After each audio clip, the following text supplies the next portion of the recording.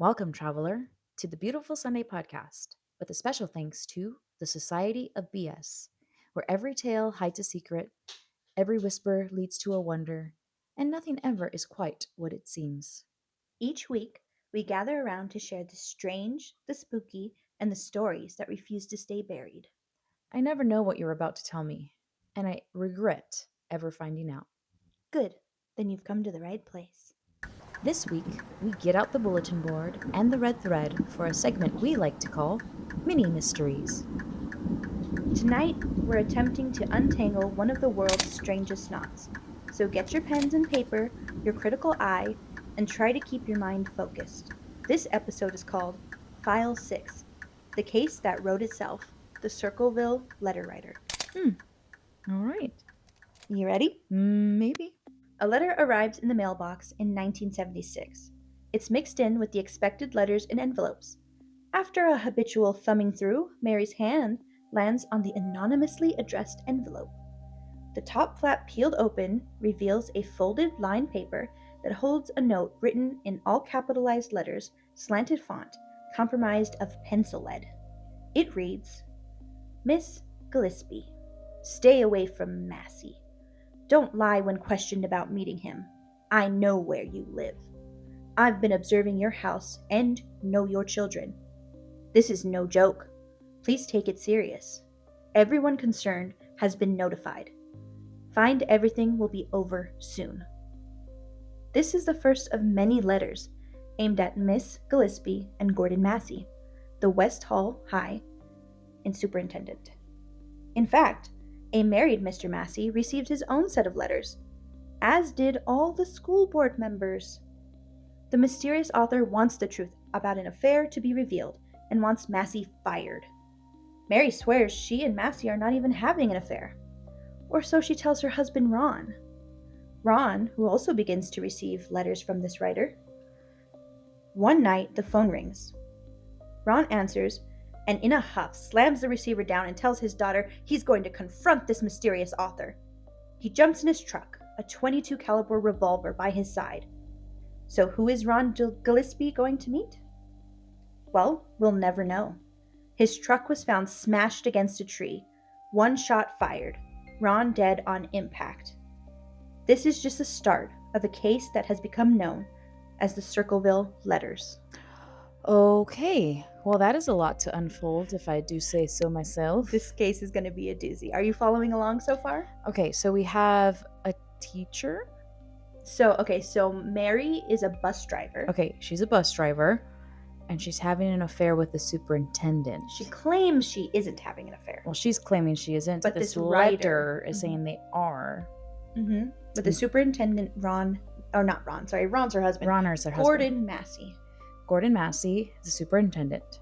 Yes. Mary Gillespie Gillespie is the bus driver, and Ron Gillespie is her husband. Okay, they have kids, obviously. They do. And then Ron is annoyed by all of this, so he goes to find the killer and ends up dead himself. Yeah, he claims he knew who it was. He told his daughter, I'm going to go confront who this is. He left. But he didn't mention, like, who he was going to confront. That would have been some interesting. Do they ever mention that? No, I guess not. This always happens in these mysteries. Somebody says, oh, I know who it is, or if I die, please know that I didn't do it, or something like that. And it's just like, just say who it was, please. Yeah. It's like those Facebook posts that people are like, please pray. This is such a hard time. And you're like, what's the hard time? What's going on? Stop being so vague. I know. What am I praying for? Listen, if I die, I don't care how I died. I could have died in the most embarrassing way. Just put it out there. Let everybody know the details, the gruesome, all of it. Let them know. She tripped and hit her head. That was it. But she died nonetheless. At least it doesn't leave them waiting. Because Lord knows there's some posts I'm like, what happened? You know they do that on purpose, Talk about many mysteries. Anyways, I digress. So, Ron seemed to know who it was, and the letters apparently got more and more intense as time went by. And they started out targeting Gordon, but then started focusing heavily on Mary. If you were in this situation, what would you do? Well, this is old right? Because it's the 70s, as Right. you said. Okay, so I mean, back then there wasn't much you can do as far as like tracking goes and DNA goes, and like the technology that we would use today. We're talking about Facebook and like the whole searching and seeing like who's Call records, Yeah. cameras. everything that there is now is impossible back then. But to some degree, I think they can track the mail, right? And where it came from. At least what post office it came from. You would think. I mean, that's where I would start. But if nothing's happened to them thus far, without, like, if it's just letters and letters of harassment, it's just really annoying and a nuisance. So you would kind of just like whatever it. I mean, yeah, I would kind of just whatever it. It's not really affecting you. Well, that's an interesting thing that you say that. Okay. So just hang in there, because we have some more that's about to happen. All right. So, after Ron passed away, the letters did not stop. They kept coming, and they got more threatening as time went on. Now, it was hard to track down all these letters because there were apparently thousands of letters sent out all over town to businesses, offices, schools, and the police did investigate. They taped phones, watched houses, and even worked with the USPS to no avail. All of this over an affair that both parties claimed was untrue. However, Mary did claim they started to see each other after her husband Ron passed. And then the threats got more vicious. The writer turned their attention to Mary's daughter. One of the letters read, "It's your daughter's turn to pay for what you've done." Mary's daughter was only 13 at the time. So Mary worked as a bus driver, and on February 7th, 1983, on her route, she saw a handmade sign attached to a fence that had some filthy things written about her daughter. She got out of the bus and proceeded to rip the sign off the fence, only to find it was attached to a box with twine. She took this box home, and when she pulled it open inside, there was a gun rigged to shoot at whoever opened it. This case now took a turn into attempted murder. Wow. Like, number one, who has the time to write all of these letters? In 1970, whatever. Yeah, obviously, like, this person doesn't have a job. I just think of Hamilton. Why do you always write like you're running out of time? Yeah, like thousands of letters.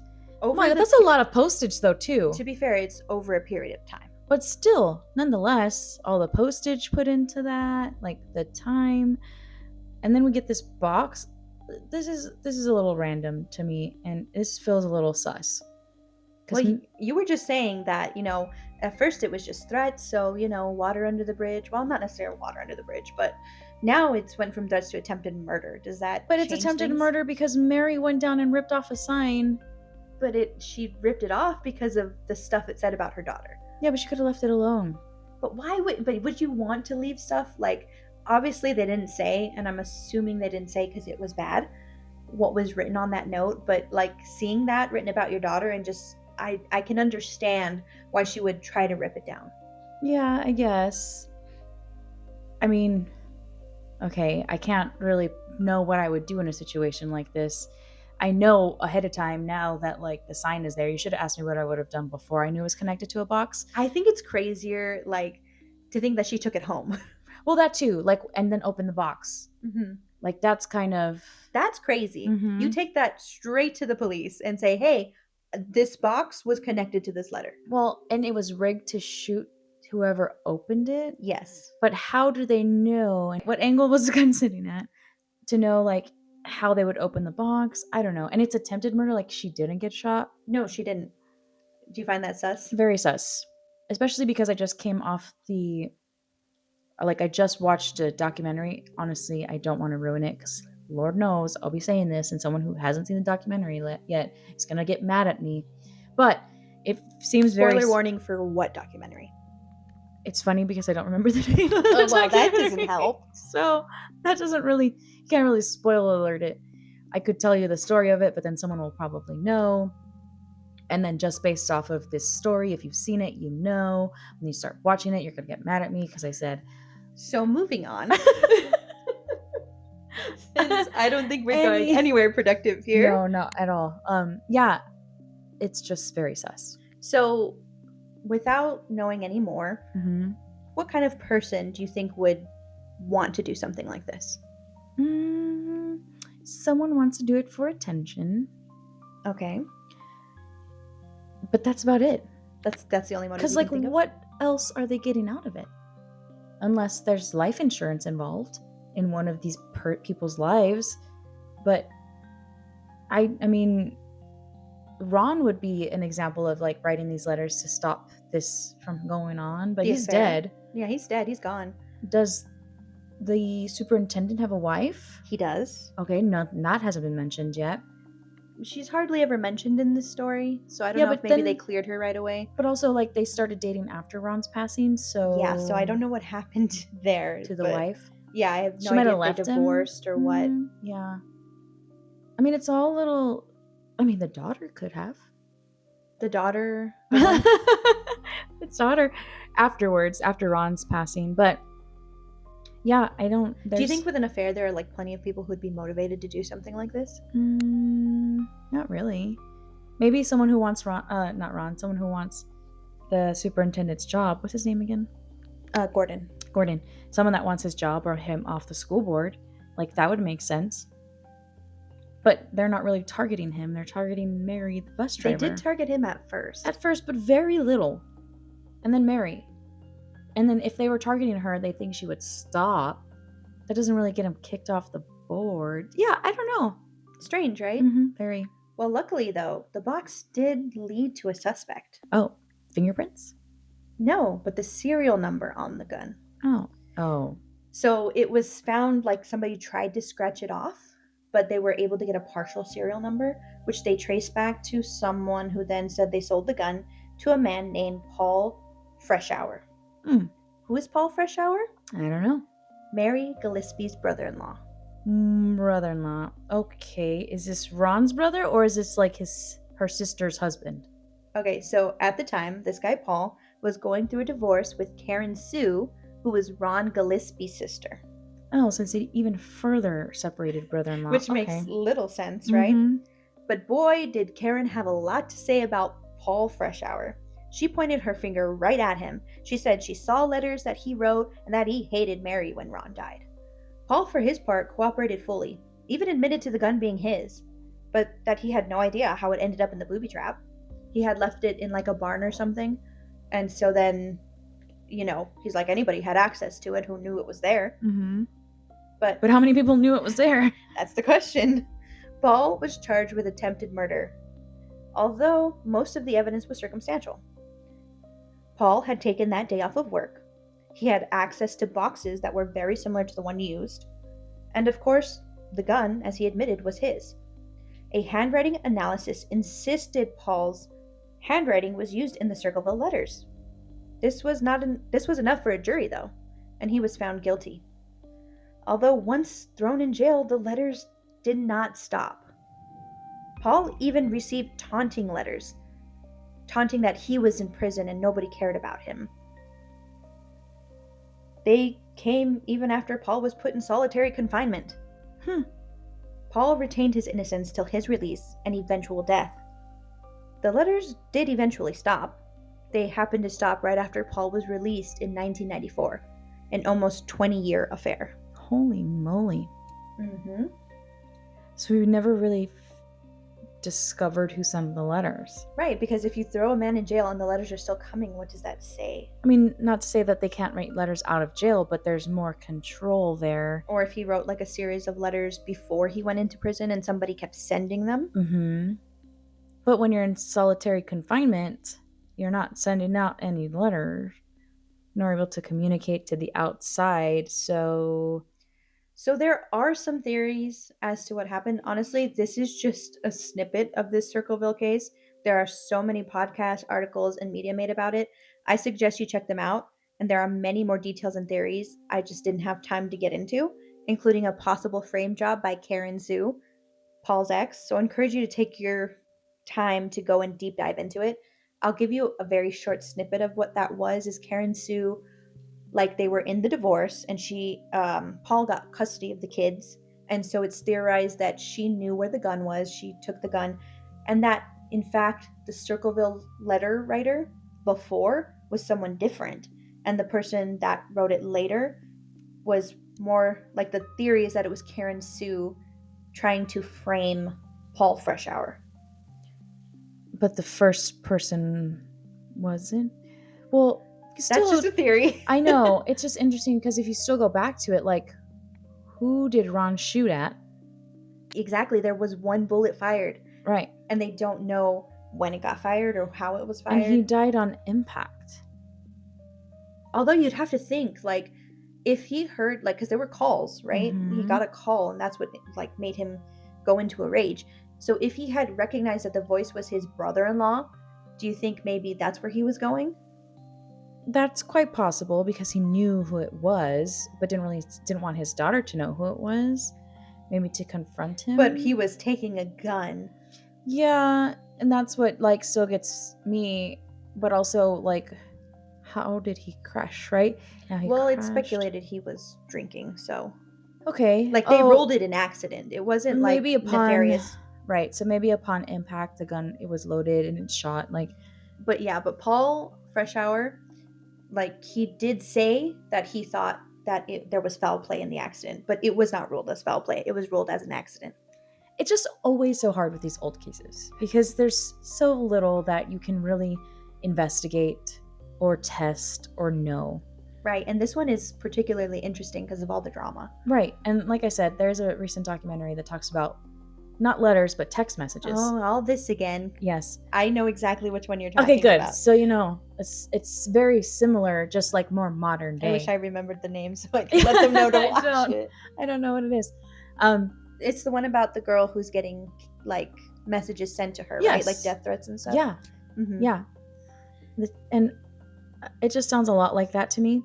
However, the fact that, like, it's not found, like, they saw Paul's handwriting, it was similar to Paul's handwriting. That makes sense why the second half of it, Karen could very well know her husband's handwriting. Like, I could definitely, what is it called when you do someone else's signature? Oh, forge? Yeah, I could definitely forge signatures and forge handwriting, right? As an artist, you're good at, like, you're looking at it, you can do it. So I can see that happening, but that doesn't explain the theory, like, at the beginning. Well, see, and again, deep dive into this case. There is a theory that maybe it was, like, a jilted lover. Like, I think they said there was another bus driver who was interested in Mary and felt slighted because she didn't want to go out with him. Interesting. But was going out with the superintendent or something like that.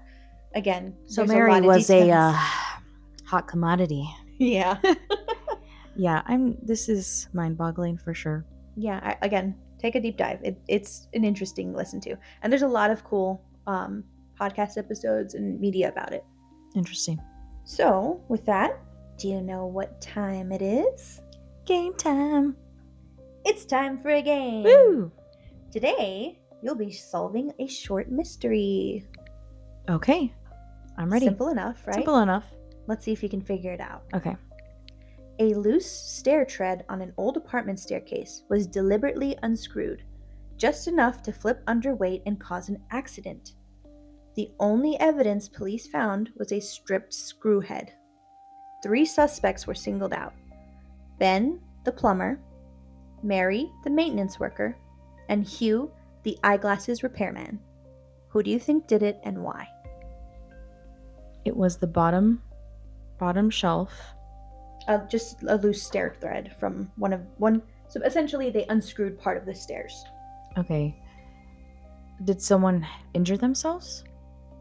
It's not important to the overall mystery. Okay, so it was the screw thread. What part of the stair is that?